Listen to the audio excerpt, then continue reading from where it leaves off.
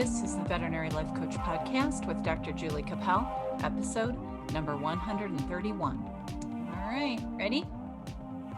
Yeah. All right. Hi, friends. Welcome to the Veterinary Life Coach Podcast. Today on the podcast, I have an exciting, lovely guest. It is my friend Susan Sayles, and she is the owner of Brooklyn Road Veterinary Clinic. And we have been friends for a while because we met on some leadership committee through the MVMA. And she's an amazing individual, and I'm excited to have her on the podcast today. Welcome, Sue. Hi, Julie. Thanks for having me. I've Thanks been so looking much for forward being to here. this. I know, I'm so excited. Susan was supposed to come on with me in December when I was having the other Michigan veterinarians, and somehow we didn't get together, but I'm really excited we're going to do this today. So I'm happy to have you. And I think that the listeners will get a lot out of your story, and hopefully we will bring some insights for them. That's the goal, definitely. If somebody doesn't have to repeat what I did, that would be okay. Yeah, right. If we could tell everyone all our mistakes, maybe we should do a podcast. This is what not to do. Yeah.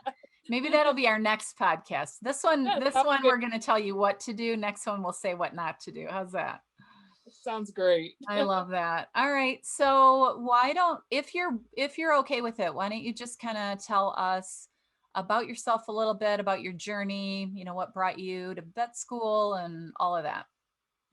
Sure. Well, I have the same classic story as most kids do. And when you're young, dreaming of becoming a veterinarian and thinking that's it. That's what you're going to do. And I remember in first grade, we had to fill out all of our career goals and veterinarian. In first grade. Yeah. No pressure. No pressure. Veterinarian came up and I did for a short time in high school actually toy with human medicine. Think maybe this is the route I want to go. And no, I just really fell in love with the aspect of animals and veterinary medicine, not really understanding how much human aspect there is to it at the time. And so actually I got kind of the best of both worlds, I think, because that interaction with the owner is so important and such a big aspect of what we do. But so, yeah, I went to Michigan State, graduated through a special program there actually called the Scholars Program. It's still in existence, I believe, but a bit different than the way when I went through it. Essentially, I was able to go through without having to get an undergraduate degree and being guaranteed acceptance into the veterinary program. And so I did undergrad and vet school all together in 6 years. So that's nice. Very condensed. Yeah. Which helped financially. Sure. And so graduated in 97 from Michigan State and worked worked in mixed animal to start with. That was my goal was to do some large animal work. And the first practice I was at just wasn't the right fit. I only ended up being there for about 4 months. I wanted to do surgery and was allowed to do surgery, but I was kind of behind the scenes more than I wanted to be. I wanted to really be meeting clients and doing things up front, and it just wasn't working out. So the practice that I went to, I ended up working there until 2001, and the owner was wanting to retire and asked if I would want to buy him out. I went to him first actually and said, I'd like to be a partner. And he said, why don't you just buy me out completely? And I said, because I don't have any money. I'm still That's the big problem, right? Money is always the issue. And he said, well, I'll tell you what, I'll help finance you and we can just reverse roles. I'll become your associate and I'll coach you through whatever you need coached through. And it was a wonderful, wonderful situation. It worked out very well for me. Yeah, it sounds ideal. So yeah, that was in 2001. I became the practice owner. At that point, we were a tiny, tiny clinic. And since that time in 2015, we just built a brand new building, over $1 million building. So we've got a large space with 5 exam rooms. And back in the day, I don't even think we had a licensed technician. I think there were maybe 4 employees, and now we have 21 employees, and Nice. a whole different situation. So Yeah, that's a big jump, right?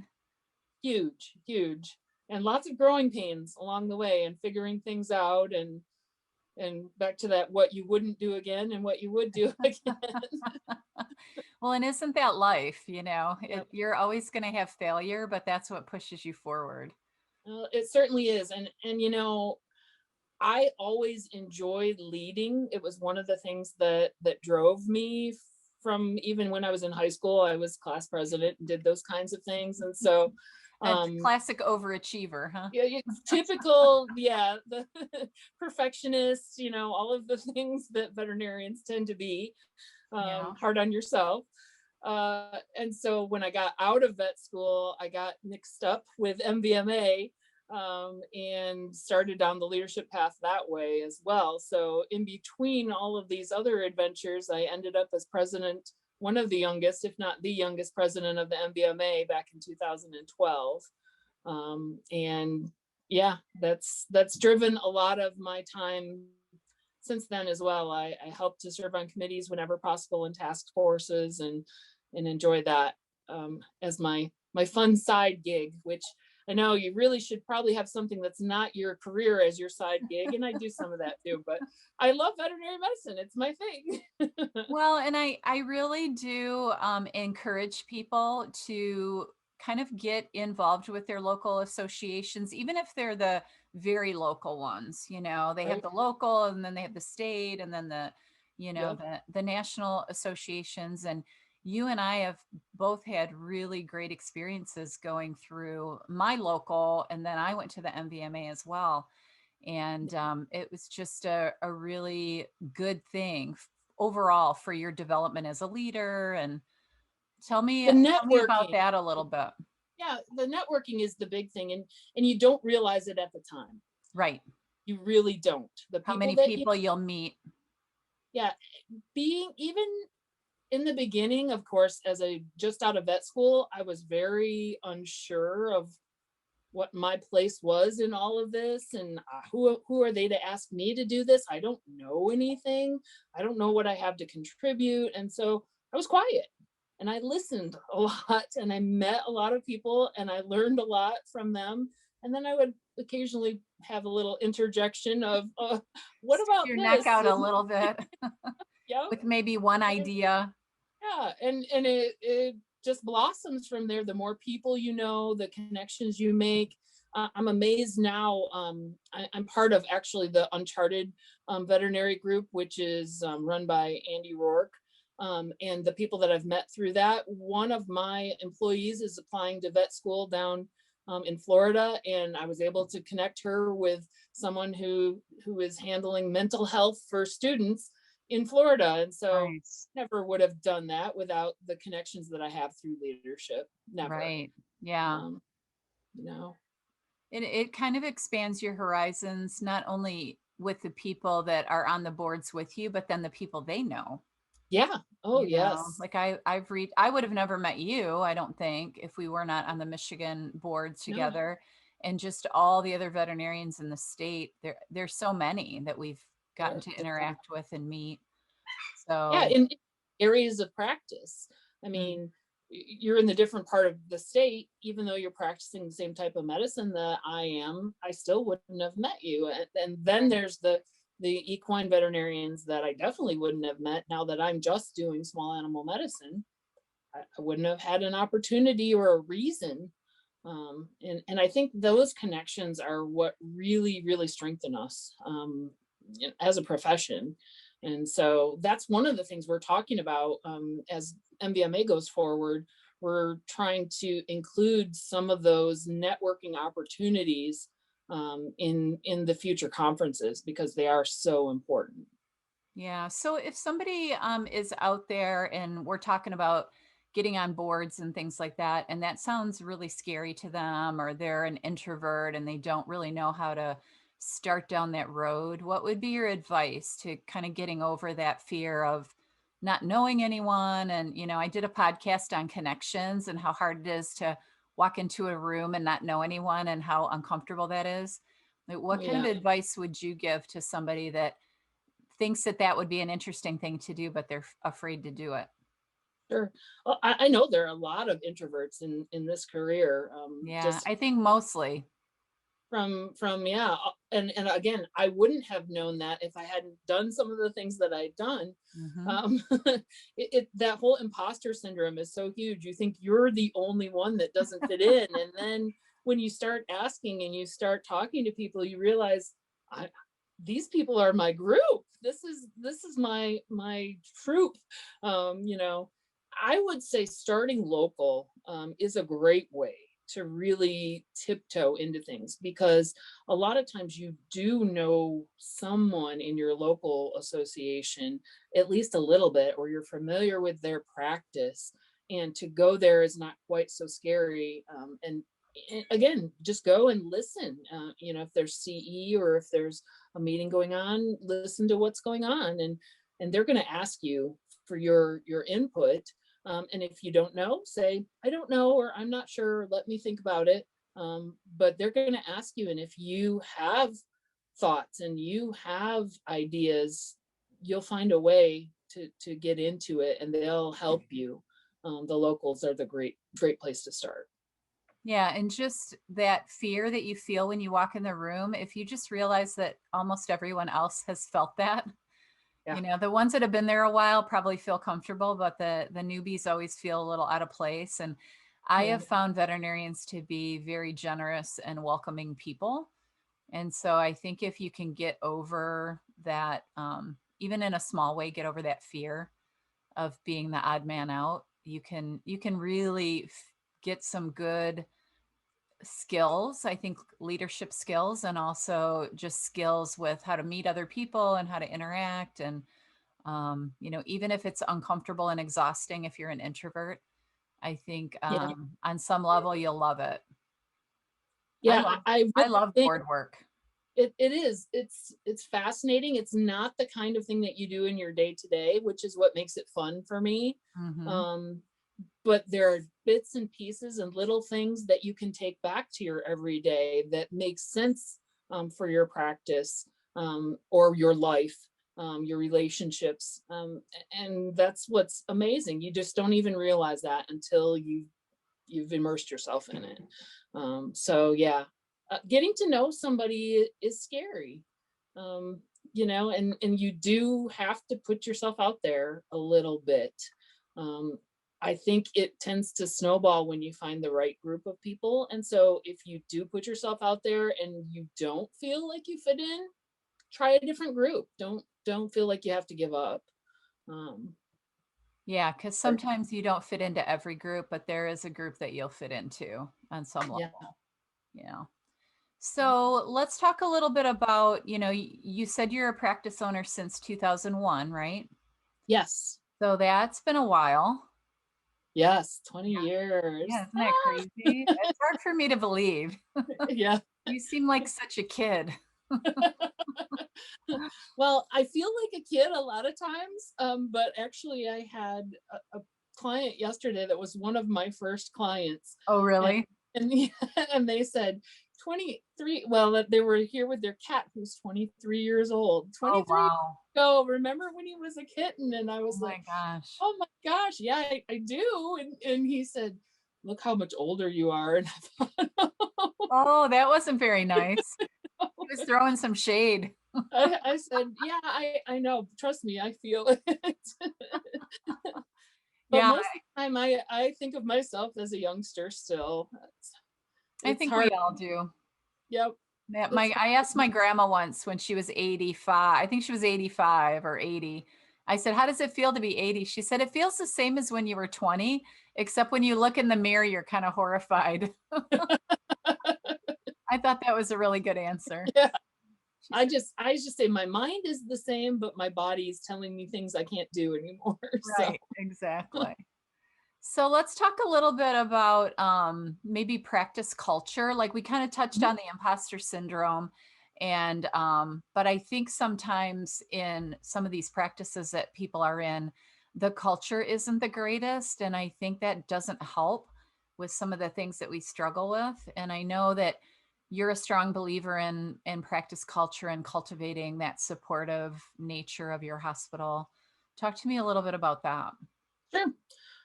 I think, I mean, all you have to do is go online and look anywhere, and you can see post after post after post of people saying they're unhappy where they're at. They don't like it. They don't, people don't appreciate them. They don't fit in. They get taken advantage of. They don't get a lunch. They don't get this. They don't get that. And there are places that are toxic places that negativity feeds upon negativity. It's hard, I think, to cultivate a practice that is positive, because it's very easy to catch a negative bug and be pulled in the wrong direction. And so, if there isn't a leader in the practice who is actively working towards staying positive and developing the type of culture that you want, if the practice is just running itself, which is the case in a lot of practices. I mean, we're not trained. They don't give us the training to lead people. It didn't come in vet school, and it's sometimes hard to find in places outside of vet school even now. Sure. So if you don't have a leader who knows and understands and is actively working on that, you can get into a situation where you're struggling. And actually, that's a void in some practices that the right person could fill. You could fulfill that need for someone who wants to help drive the culture and drive it in a positive direction. We at my practice have regular meetings, and we talk not only about medical things, and about flow of the practice and all of those things, but we actually sit down and try to get to know each other on a more personal level, so that you can appreciate the differences in each other and understand them. I think if you understand each other on a more personal level, it emboldens trust and appreciation and forgiveness on a faster scale, than if you're just the front girl and the back girl. Um, but that takes time, um, And and it's understanding, comfortable. right? Yeah, you Yeah. kind of have to do a little bit of work on yourself to understand how you're wired. Because I think a lot of us, when we're young, I know I was guilty of this when I was young, I just thought everybody should be wired like me. You know, they should, I'm really fast paced. I'm kind a little bit bossy. I'm a little like, and I just figured that's how people should be because I can get a lot done.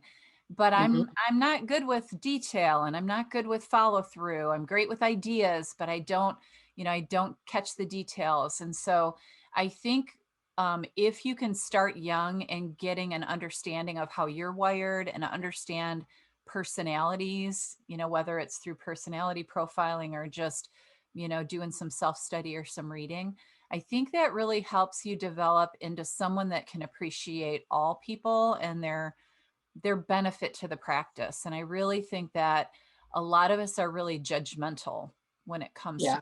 others.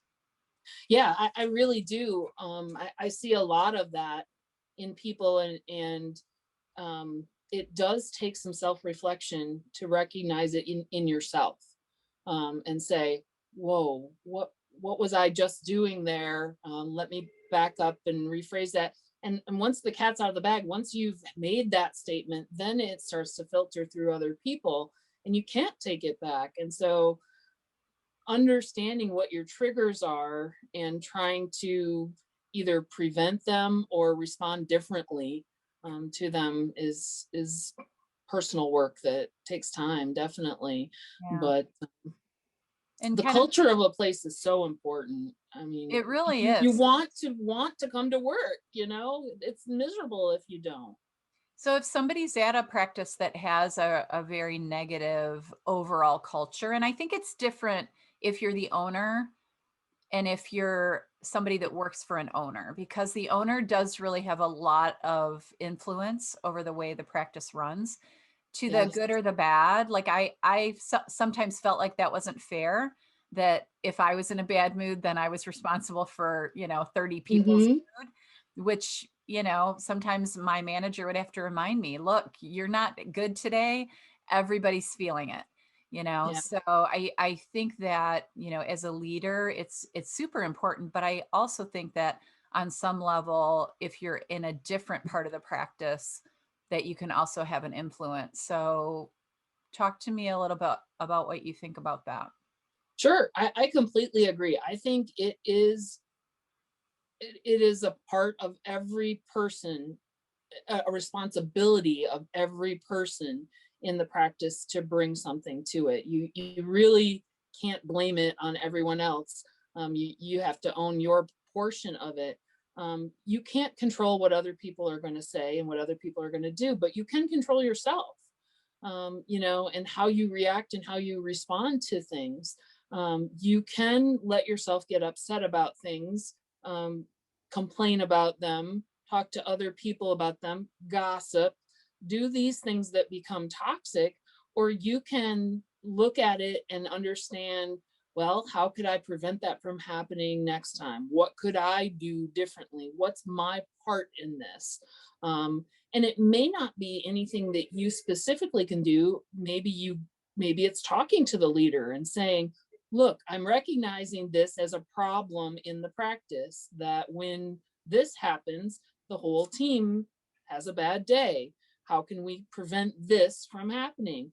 And I think this last year with the COVID crisis, more and more people are understanding you need to set some boundaries.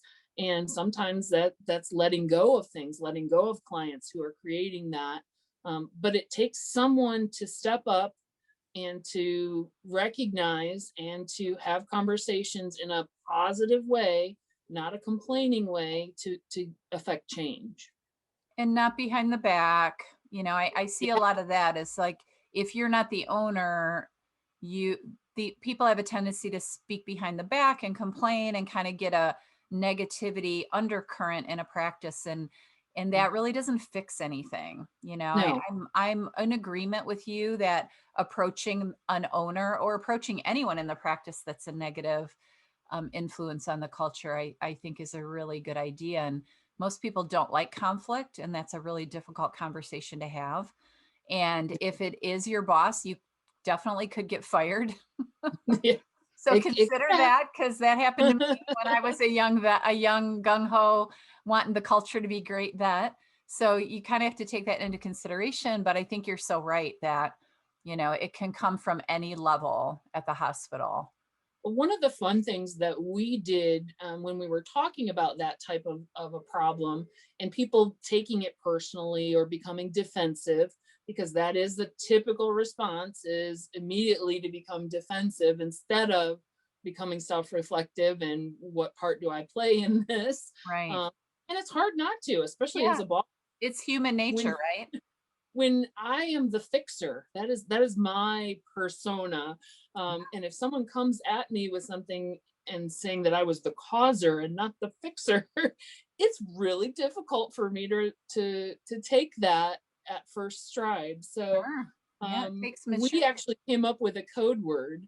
And if someone's walking by and says the code word, you need to stop and think about where you're at, or what mode or what mood you're in.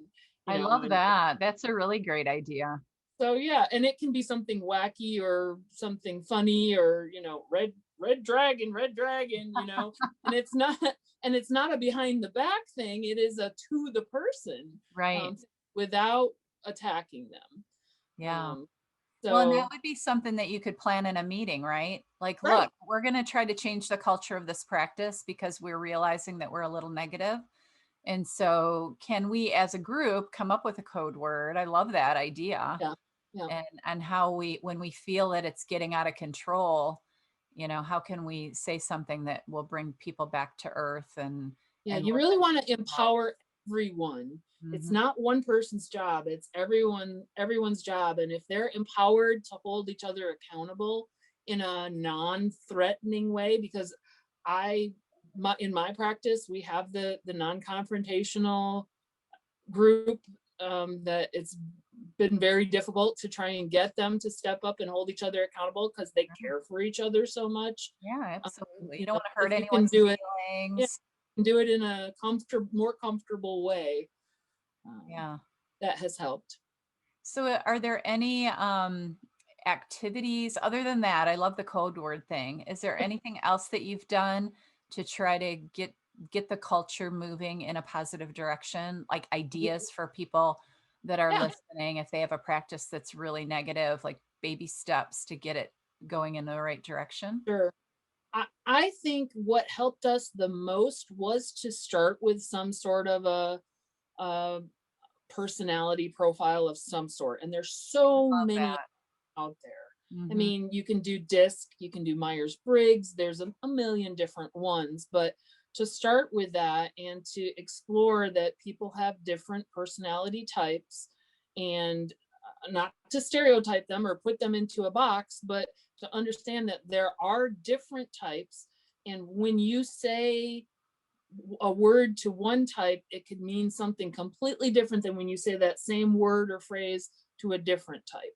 And that's because of their personality type. They think you're being accusatory, the first type of person, and the second person might take it completely in stride based on their personality. And so starting with some personality profiling, and there's free ones out Oh there. You yeah. don't always have to do the ones that cost money.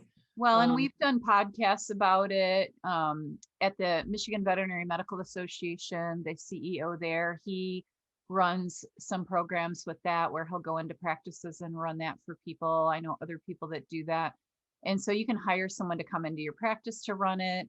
There's kits that you can buy to play games, to learn about personality. It doesn't have to be super formal, but I think just broaching the subject that everyone's a little bit different, and if we can learn about the different personalities and create more understanding, I think that really helps. I think it's a great start, and it opens up conversations that people wouldn't maybe have with each other otherwise. Right. Um, start to find commonalities with each other when you have some of those discussions. So Yeah. that's where we started way back when.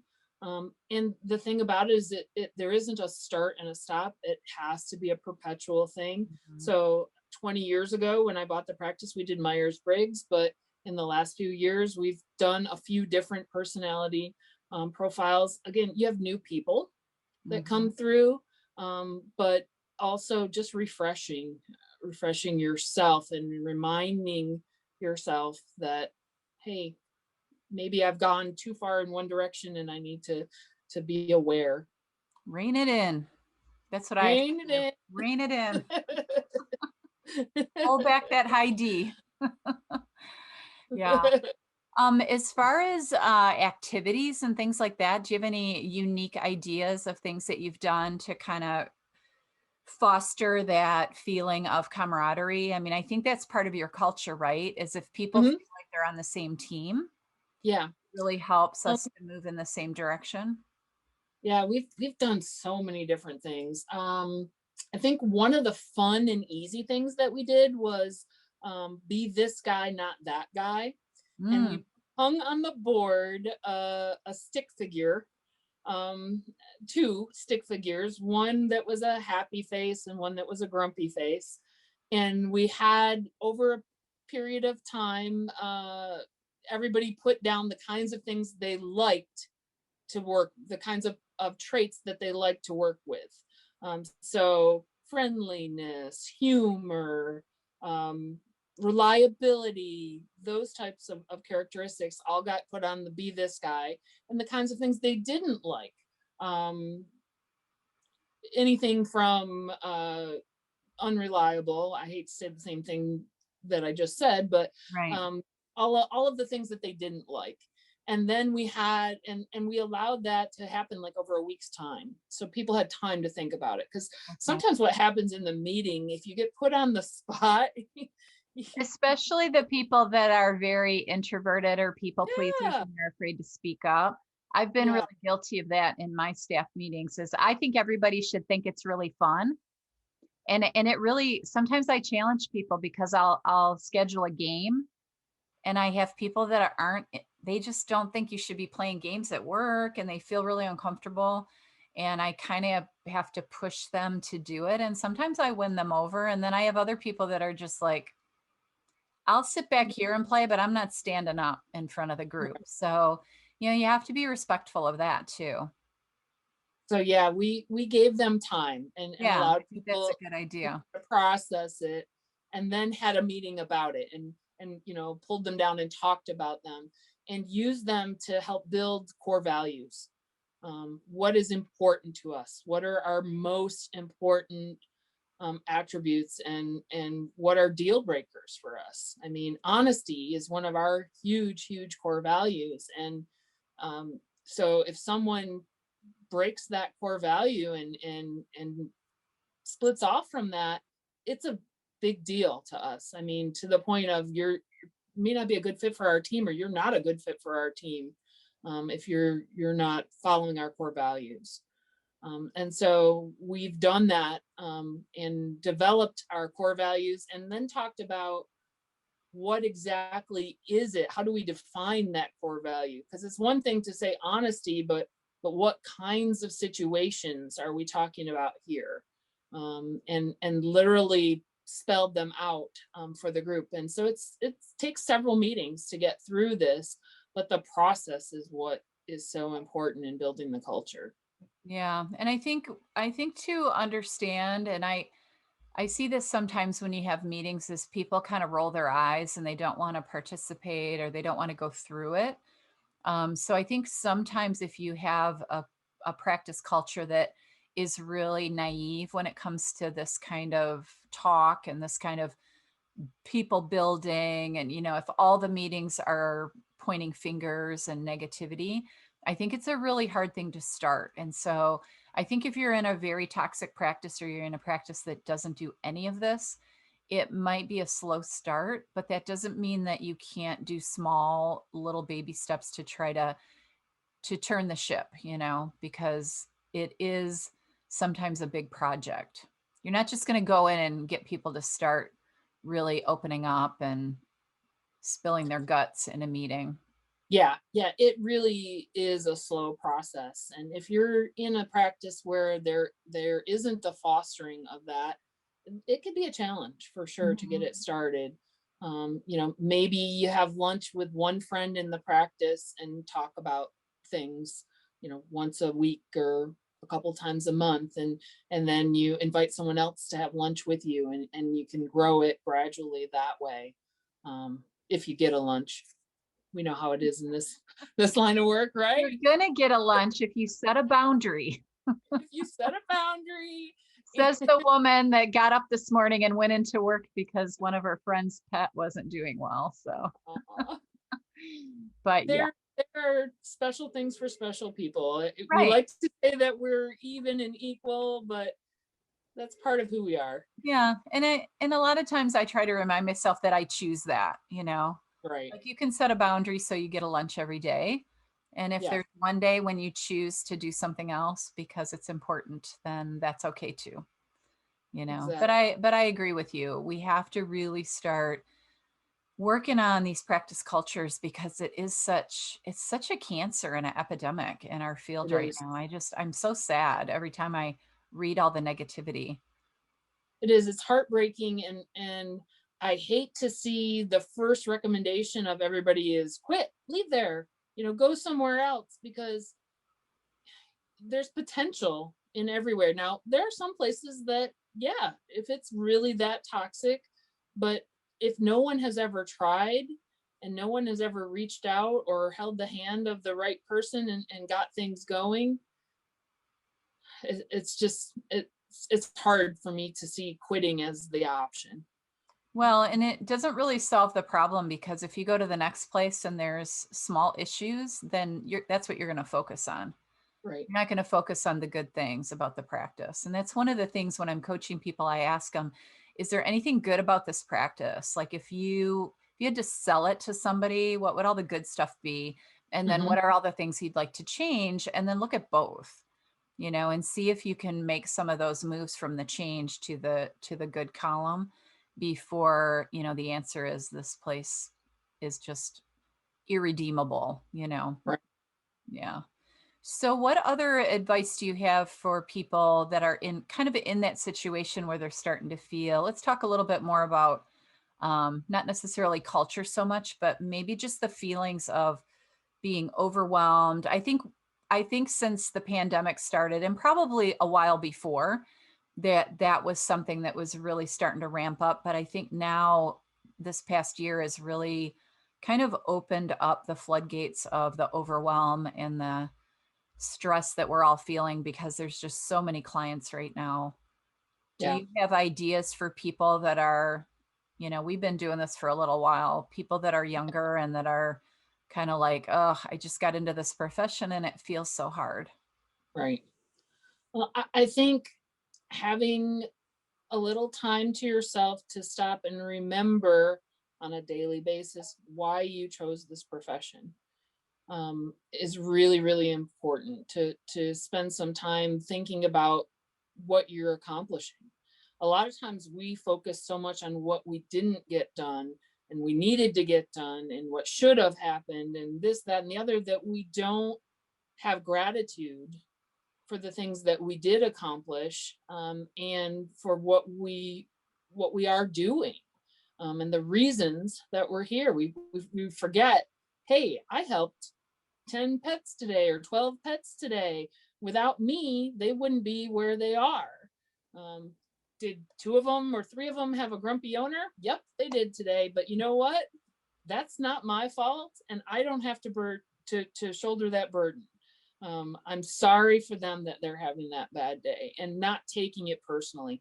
I think again that introvert personality um, takes a lot of it on themselves and says it must be something I have done, or I should have done something differently. And sometimes it's just the people. That's just how they are, Or and we they're have to having a let bad that day. go. Yeah, and they're taking it out on us because their day is bad. Or, Right. they woke up this morning with a vomiting dog, and that's not what they wanted to deal with today. So, Right. that's really a big part of it, I think. So yeah, I mean, remembering what you're doing this for, um, taking a break from it, finding time to do things outside of work. Um, as a practice owner, it's a little bit of a challenge because in my world, I want to go out and do things with friends, but most of the time, the friends that you make are people that you work with. Well, as an employer, there's a little bit of a line there. You're always kind of juggling between friendship and boss. And Right. and and where shall you not cross and what is okay, and emotionally how connected are you? Finding friends, finding people who have similar interests and doing a hobby outside of work. Yeah, I really think that that's something. And people say that, well, I don't get out of work on time, or, there's always an excuse why we don't do the things that we really want to do. But I try to tell people that your life will really go by fast. And if you don't step out and do the things you want to do, it's going to be a problem. And then getting over that guilt of, I have to schedule a day off or a half a day off, or I have to get out of work at a certain time because I have something to go to. I think that's really something that we need to learn how to do. Yeah. That's a boundary that we need to set. And it's a process. I mean, I still go through that now. There last week, I my sister-in-law is visiting from out of town, and I took a day off to visit with her because it was important. I don't get to see her very often. And the first part of the day, where does my mind go? But oh, I hope they're not super busy today because I'm not there. And you know, and so it's not a all of a sudden I'm going to feel good about it and I'm never going to worry about it again. It's a Right. process. You have to say, okay, I need to reel that back in. Remember enjoy your day. That's what you did this for, to enjoy your day. Don't let that hold you back. And Yeah, just being present where you are and not always, what you could be doing. Because the real truth is, all of us could be at work 7 days a week, 24 hours a day. Like I could literally work. I told my husband that one day. I said, right now, I could literally work 24/7 Mhm. because there's that many jobs, right? Yeah. And so it's not something that you have to do. You don't have to save all the animals. You just have to do the ones that you can do. And then hopefully I'll save some, you'll save some. And, and if we all work together, that we'll get them all taken care of as to the best of our ability. Yeah. Yeah. Be open to learning new things and trying different things, because maybe there's a different way to do things that you're already doing, and that will improve your efficiency or make your job happier in some way. But take the time for yourself to do the things for yourself too, as far as personal hobbies, um, things that make you happy. Sometimes you stumble upon them. It's not what you think. My husband and I went out one night and we're listening to people sing karaoke, and I got bold enough to do it, and now it's my favorite pastime. I So, love, I love Sue and her karaoke. I've done it with you. I don't know how many times. And I just wish we lived closer because I would be there with you every time.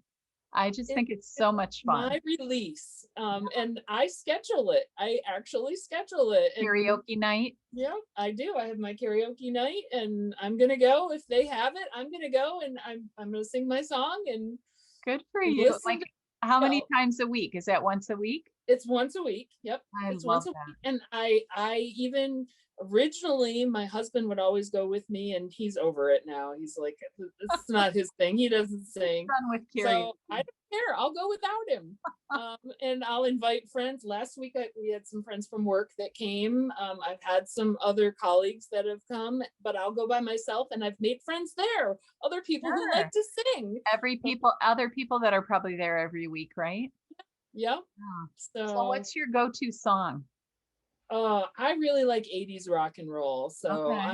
I'm all about kind of Joan Jett and the Blackhearts. Oh, I I love love rock and roll, or I Hate Myself for Loving You. And I do Total Eclipse of the Heart from Bonnie Yay. Tyler. So yes, I'm an 80s girl. I love that though. That's so much fun. Yeah, karaoke's a blast. So if anybody out there even thinks they can kind of sing, you don't have to sing well to do karaoke, Well, and that's the especially thing. at a bar because everybody's drinking. Exactly. I read a study that actually said there are endorphins similar to when you exercise released if you sing in a group.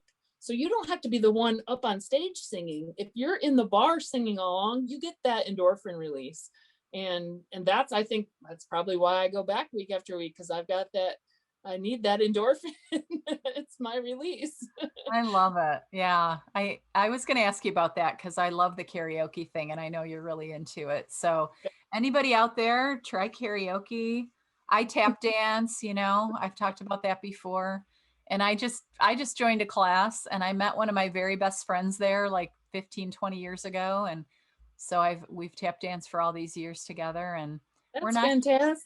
great at it, but it's still fun. Yeah. Yeah, I mean, I'm not the best singer in the world, but I will tell you, my mother and I went on a trip this spring, just a weekend thing. My daughter is a college athlete, and so we went actually to see her perform, and we even went for karaoke when we were out of town. We found a place and Oh, did how karaoke fun. out of town. So Did your mom do it too? no, she sits at the table But and she does it at still the likes it table. probably. It's But probably she, fun yeah, for her. yeah. Will your daughter get up there and do it? She is an excellent singer. Her voice is beautiful, but she's a little more shy Yeah. than I am. So she'll Maybe perform eventually. she'll perform the athletics, but not the singing. Yeah.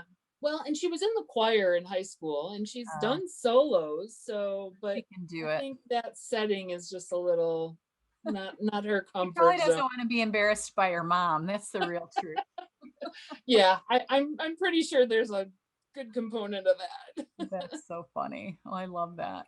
So Yeah, so I agree with you totally. Do something, and there's a club for everything. there is. I go scrapbooking with a group of girls a couple times a year. There's plenty of people that do that. You just sit there, but it's great because it's fun. You're with Hmm. other people. Love Um, to scrapbook too. yeah, bike riding, all that stuff. It's just really good for you mentally to have other Yeah. people to connect with. One of the groups that I'm a member of has a craft night on Zoom. Okay, you Oh, would think that wouldn't make any sense. We don't even have to talk. There's a group of people on Zoom, everybody working on their own individual craft. You spend an hour doing your thing and maybe showing people as you go along the way, look what I'm working on, or look what I've accomplished. And it's just fun. That's one of the things that COVID did bring us, was the ability to find different ways to connect with people, right. even long distance. So Yeah, yeah. Zoom's been kind of a good thing and a bad thing. I like it, but I've met a lot of people on Zoom, which is really fun with my coach. yeah, I've met a lot of people. I definitely prefer meetings in person. But I really like the flexibility of it, to not have to leave my practice. Can't give up that whole day. I could give up a few hours a lot Right. easier. Yeah. Don't have to drive. I always Yeah, hate the drives. yeah. That's what gets me. And it's a way to be a volunteer, maybe when you couldn't be otherwise. For those like associates out there that can't get time off from work and are interested in MVMA, you know, maybe you don't have to now with all of the possibilities that we have. Yeah. So Yeah, I think that's a really good suggestion. So, what else do you want to talk about? We talked a little bit about told me that you use a lot of technology in your practice. mhm. So maybe sharing a little bit of that might help people that don't use some of the things you use to help maybe make their work balance better. Because I think the more technology we can use, the better we get at getting our jobs done. I was just writing up records today from here which I never used to be able to do, Yeah, but because I'm using the computer through work, and I just had too many that were piling up on me, so I took 30 minutes out of my day to work on those. So, yeah. what kind of things do you use that you really like? Well, it really actually came from our culture, our practice culture talk. One of our core values was communication. And whenever there's a problem, it seems like it's related to something with communication. Somebody didn't communicate something, or With somebody clients too, right? misinterpreted something. Yeah, There's just something that was off. And so we started looking for different ways to communicate, to try and be more thorough. And that's a work in progress too, always. But the biggest thing that has helped our office has been using an app called Slack. I don't know I've if used you've heard Slack. of it. Yeah, I You've use used it for it? my coaching. I haven't used it for my hospital, but I've used it with my coaching groups. Yeah, we use it in the hospital, and it has, you can assign channels, or groups of people, and everyone typically has their own individual channel, if you will, also. But you can send messages back and forth to each other in real time, through there. You can send a message to an entire group within the practice. So, say I'm in back and I've taken a phone call, and it is somebody who needs to board, but I couldn't get to a computer to get things scheduled. I can Slack receptionists and say, please call Judy. She needs to get stuff set for Fluffy for next week. And then it's in writing. It's not just a verbal that someone can forget if they're busy, and people can track it in their time.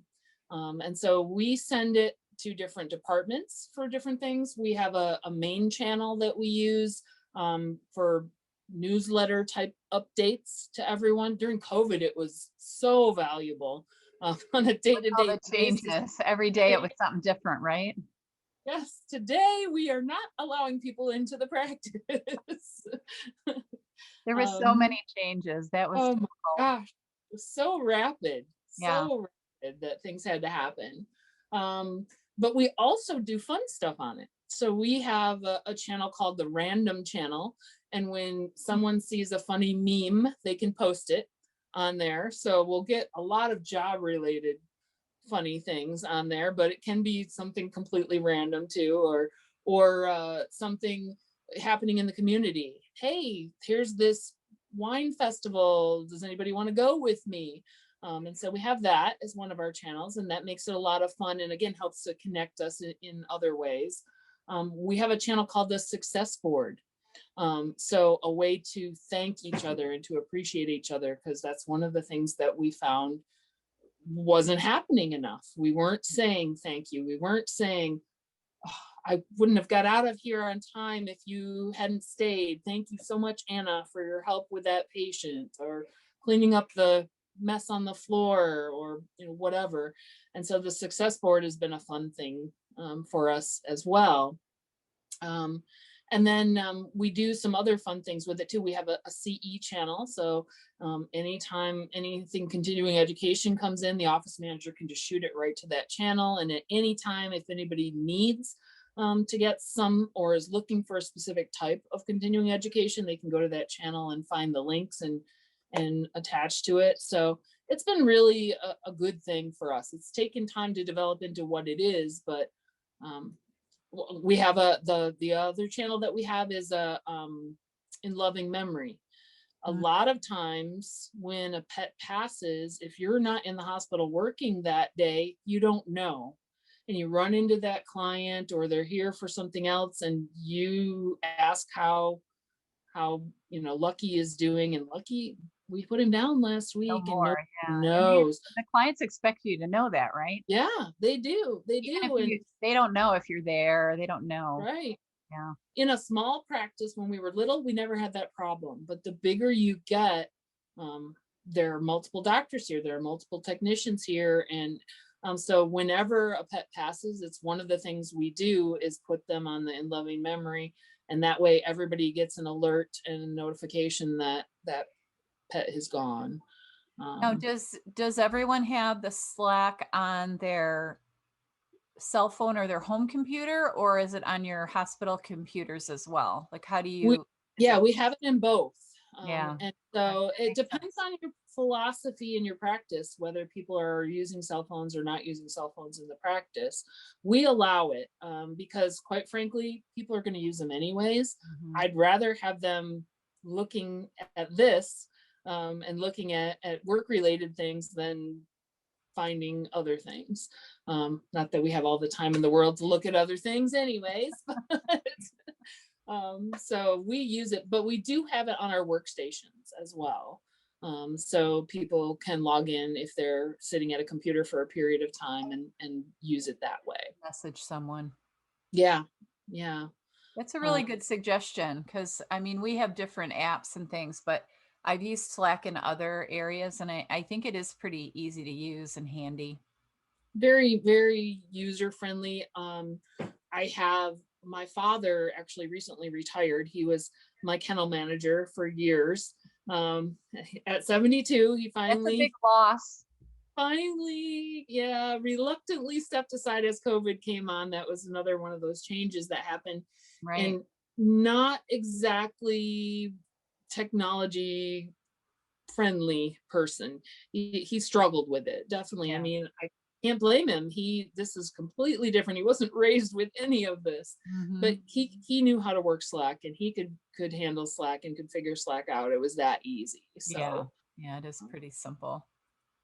So that's probably the main thing that we use, that we really That you enjoy. like the best for your hospital. Yeah.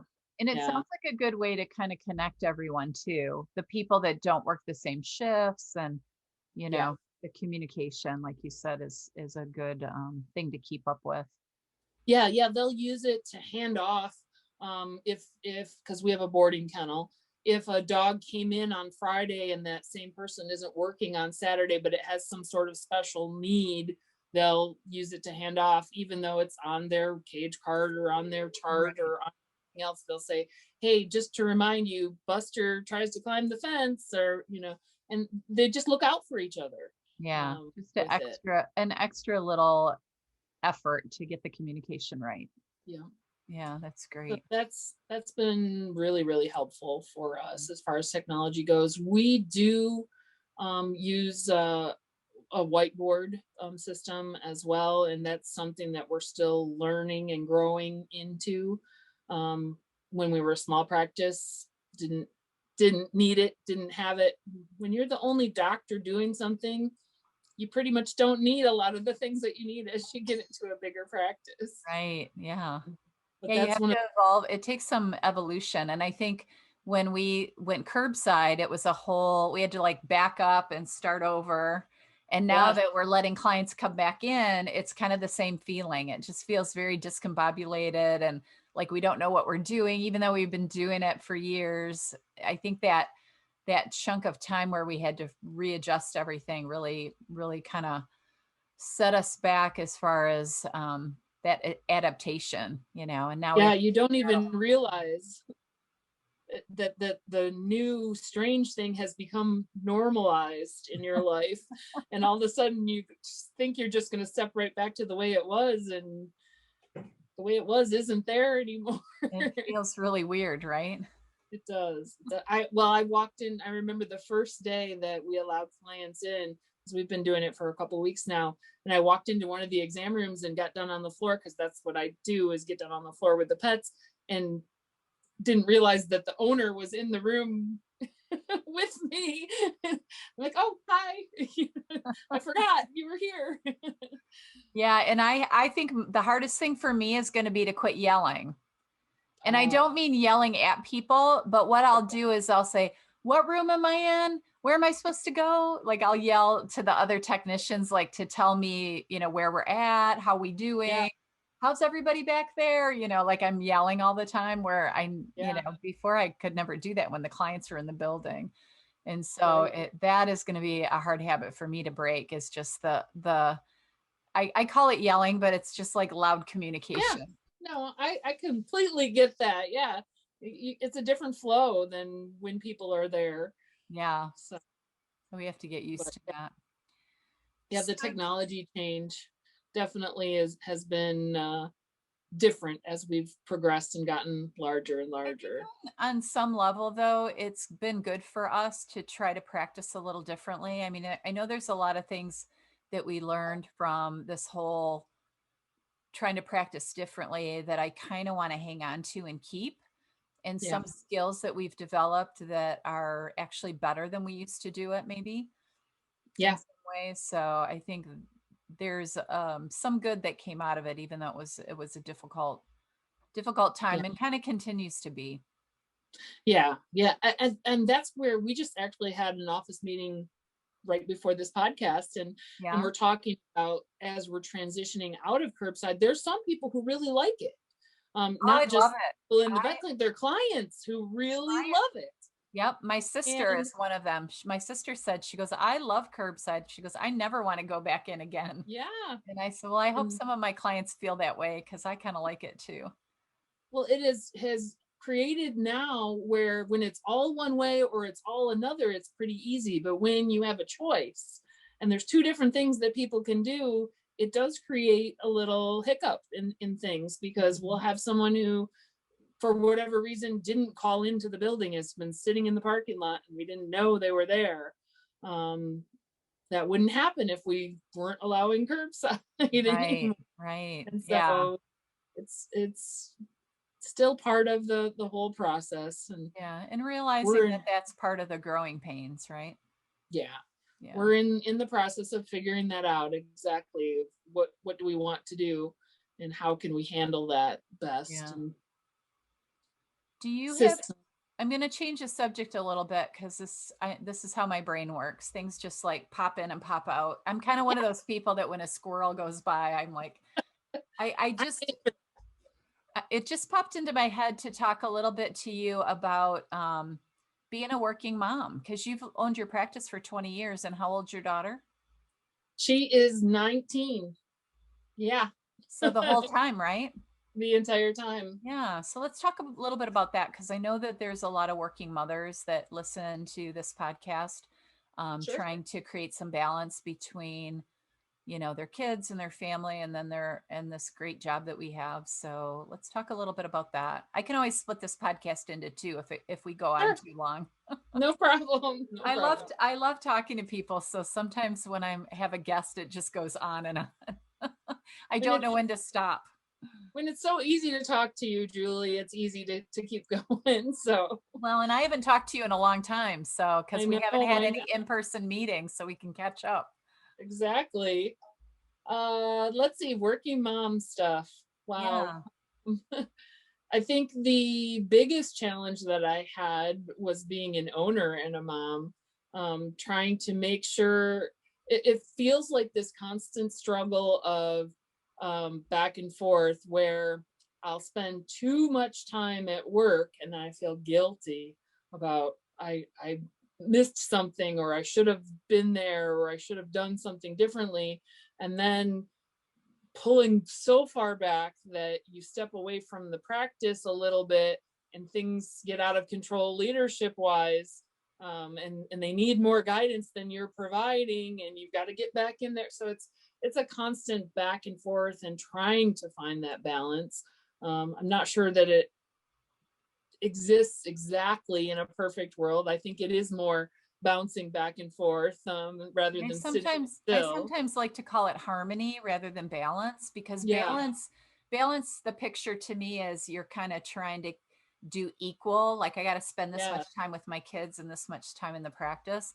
And I think in reality, life is more about kind of the back and forth and trying to keep your kids, like when my kids were little and I had to, as an owner, go to work on Sunday, I would a lot of times haul them in there with me.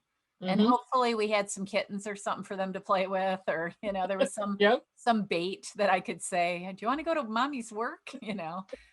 So Yeah, I completely agree with the thought of harmony, because there are times when certain aspects need more of your time and attention, and there are times when they need less. And figuring that out and understanding that is part of the challenge. I really, really made it a priority, and it was because of mentors that I had in veterinary school, to be home for dinner while my daughter was growing up, and to make it to her events, sports, band, whatever it was. That was, I knew how important that was to her, and it was very important to me. And so that was a priority, and it was just understood that I'm gonna miss this. I'm gonna punch out from work and not be there so that I can be with my daughter. well, and on some level, I think that's hard for people to think about, because, a lot of business owners are so focused on the bottom line and the dollars, right? Yeah, That is the primary focus. And when you're a working mother and you're also running a business, sometimes you have to put the financial end of it at a lower priority than yeah, the physical. I have to be at the event yeah, because, it's worth it, yeah, because there's always going to be the opportunity to make another dollar, but there's not always going to be the opportunity to be with your child for that one event, or that, one memory that you're going to get to make. And I know, because my kids are older, that it goes by really, really fast, and you don't realize that until you're through it. yeah, And when you're in it, it feels like it's taking forever. But then when you're through it, you're like, wow, that really flew. So I yeah, think just remembering that it's not all about the money, it's not all about the bottom line. If you have to make a little bit less money to have a happier family or to have a happier team in your hospital, I even made that a priority when I was leading my hospital, as far as my own finances to the people, yeah, either having a Christmas party or gifts or lunch or whatever. I think on some level the financial part of it can take a hit, but the personal part of it is where the priorities oftentimes need to be. yeah. Yeah. And I know, some people listening to this podcast might say, well, that's fine. You guys are far enough in your career where you can say those things. I have $300,000 in student loans, or, whatever. Right. What they don't When, realize is that we had that too, right? yeah, when Like, I graduated, I had over $100,000 in student loans. And yeah, back then the interest rate was between 9 and 10%. It was yeah, crazy high back yeah, in the 90s for a period of time. yeah. Uh, Well, and and I bought a hospital, so that was a big debt. Then I Mhm. bought the building. Then I ripped the building apart and remodeled it. You just built a new hospital. That's Right, not free. That's all loans, right? right, So exactly. I think just knowing that there is an end, like even when you are in that much debt, there are ways to work your way out of it without all the stress around it and worry Yeah, about it. Because it does, when you look at those numbers, it looks like you'll never get out. yeah. Like when It I is. bought my building, I was like, how am I ever going to pay this off? There's just no way.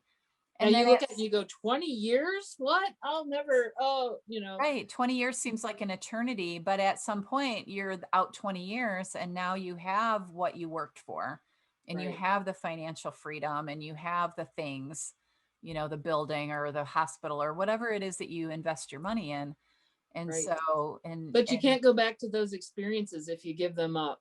And right, so, and maybe for you or whoever, it's not being at everything, it's being at most things, or being at, the things that you deem are most important, or whatever it is. But to really think about that and to prioritize your relationships with your family. um, you take them for granted more than you think when right. you look on it. So, but yeah, I that was, I knew going in something that was important to me. She is our only child, and she was going to be our only child, so I wasn't going to miss anything that I could make. Did I make every single sports event in all the years? Because my daughter played everything. Let me tell you. I know if you No, have really active kids, you can't make it all, right? no, no. So I don't want to like give this unrealistic expectation to somebody out there that you're going to do everything, because I didn't. But I did a lot, and I don't regret 1 minute of it. No, I think you regret more the things that you don't do Yeah, a lot of times than the things you do. And I just know those experiences with your kids are what really is what makes life worthwhile. yeah. Like I love being a vet, and my kids will tell you that I didn't do it all right. And they had to go to latchkey, and that was terrible. Summer latchkey. They still tell me how the people at summer latchkey locked them outside in the hot sun with no water. Oh no. That's their story, and they're sticking Yeah, to it. sticking to it, huh? Yeah, so there's a little bit of mom guilt there, but for the most part, you do the best you can, and regardless of how well you do, your kid will have some story about Oh, how I'm you didn't do it sure exactly right. every kid. I mean, you do the best you can at the time. You make the decisions that you think are right, and you feel usually pretty good about them at the time. And then afterwards is when you go, oh, wow, I guess I maybe could have done that a little differently. But all you can do is the best you can do at the time. Right. And And I tell people when they're talking about either their kids or their parents, like people my age complain about their kids because they're now adults, or people that are in their, teens or 20s complain about their parents. It's like the real bottom line is we're all human beings. And so we're all flawed and none of us have it all figured out. And yeah, when you think you do, or you think other people do, that's when it's damaging to you. yeah, Just be the best you can be and show up the best you can. I think that that is my best advice to people trying to create harmony. It's like just do what makes you feel right and what you feel is right. morally right and aligns with your values. And if something doesn't go the way it's supposed to go, then that's what happens, and you just learn from it. Yeah, And I yeah. think being forgiving of yourself is such a skill that's hard to learn. It's hard. It Mhm. really is.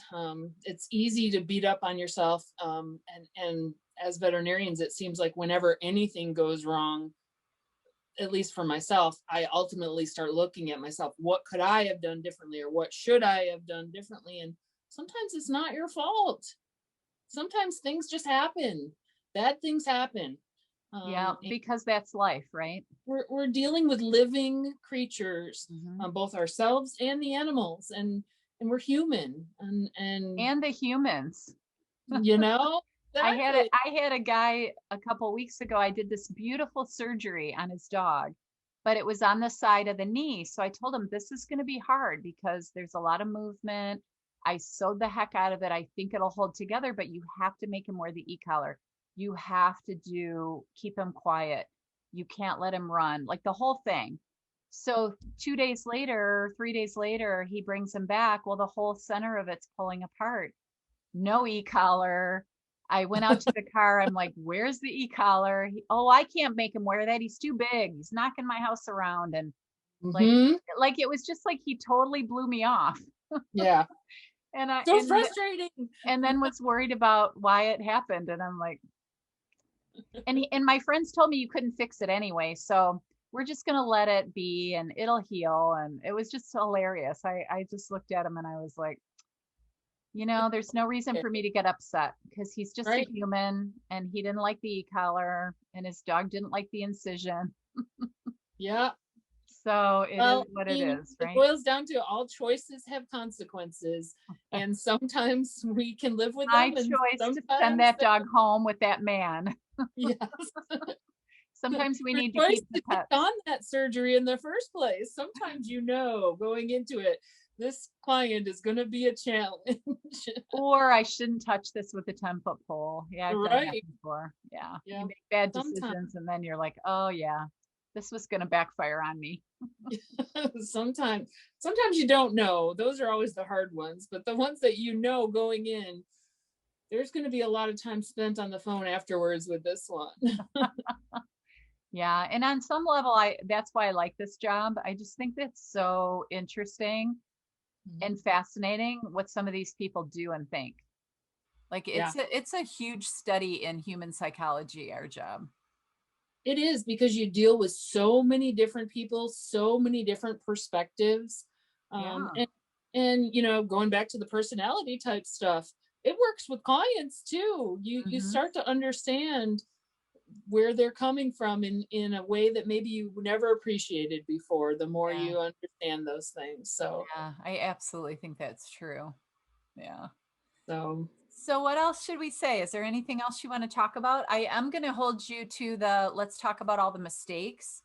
You and I, we can get together. We can kind of talk about what we want to talk about, all our mistakes, and then we'll go for it. I that think sounds that good. sounds like a lot of fun. That sounds like 'Cause something I've we made should a do. ton of them. I talk about some of mine on the podcast, but I'm sure there's a lot more that I haven't talked about. Sounds great. So any other advice you have, like going away advice, if we wrap this up? Yes.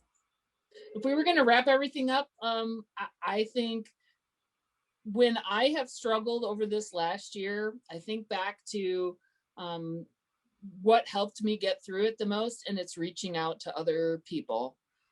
Don't stay stuck within yourself. Reach out. And I know you and I worked together a couple of times Yeah. individually, and it helped me more than you know. Oh, good. I'm So glad to hear that. reaching out to other people, and looking for help, not staying stuck within yourself if you feel like you're struggling. Realize that you're not alone Yeah. because it's everybody. It's the human condition and we all do it. Yeah, I love that. I always say that on the podcast. I'm like, just reach out. If it's a friend, if it's me as a coach, if it's one of your colleagues on these boards, that's the beauty of our profession is there's so many of us that understand. Our families don't understand really what we go through. Like Yeah. I said, my phone dinged this morning and it was like, oh, it's your day off, but your friend is in trouble. You got to go help. Yeah. um, you know, Other people don't have that. And so talk to somebody that understands and don't be afraid that your situation is unique because it's probably not. We've all been Yeah. through it. Some bad Absolutely. case or some client that yelled at us or some employee that went rogue or there's so many. There's a lot of stories. That's why I want to do the mistakes and things that went wrong podcast. That's going to be our next All one. right. Dr. That sounds Susan good. Sayles. Okay. All right. Well, thank you so much for being here today. I really appreciate you.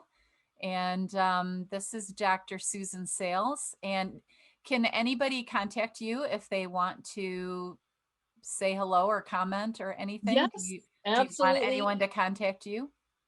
Absolutely. Feel free to reach out to me. Probably the easiest way is going to be through Facebook. I'm of the generation that uses it. So I do too. but that's old school, my kids tell me. Now we're I know. Instagram and TikTok, I We've think. got an Insta account too. Insta, right. Yeah. But Facebook is probably the easiest way to So reach out. is it you personally or your hospital name? It is me personally. Okay. So yeah, if someone were to send me a message personally and say, "Hey, I heard you on the podcast," I would definitely open that up. Perfect. Beautiful. And everybody knows where to find me. I say it all the time on the podcast. JulieCapel.com or veterinarylifecoach.com or jacapel@dvm@gmail.com.